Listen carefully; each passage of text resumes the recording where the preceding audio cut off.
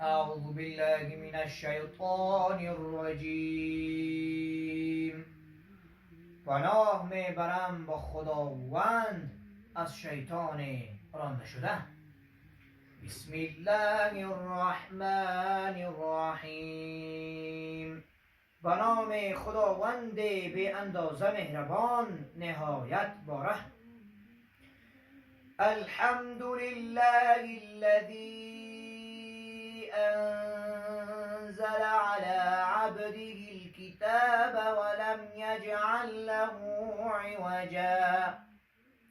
ستایش خدای را، ذاتی که بر بنده خود کتاب را نازل کرد و برای آن هیچ کجی را قرار نداد. قیما لینذر بأسا شدیدا من لدنه ويبشر المؤمنين الذين يعملون الصالحات أن لهم أجرا حسنا ماكثين فيه أبدا وينذر الذين قالوا اتخذ الله ولدا.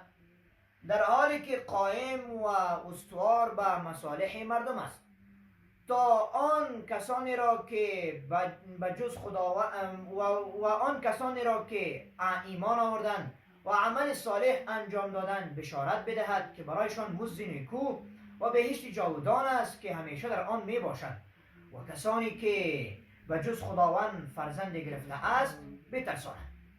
ما لهم به من علم ولا لآبائهم كبرت كلمة تخرج من أفواههم إن يقولون إلا كذبا. چیزی که نه خودشان علم دارند و نه هم پدرانشان، سخن بزرگ و خطرناکی است که از دهنهایشان بیرون می شود و به جز دروغ چیزی نمی گویند.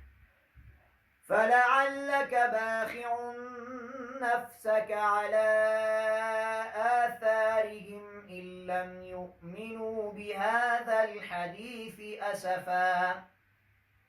پس آیا تو خود را هلاک میگردانی از شدت اندوه کسانی را که به آیات ما ایمان نمیآورند با این حدیث خوب؟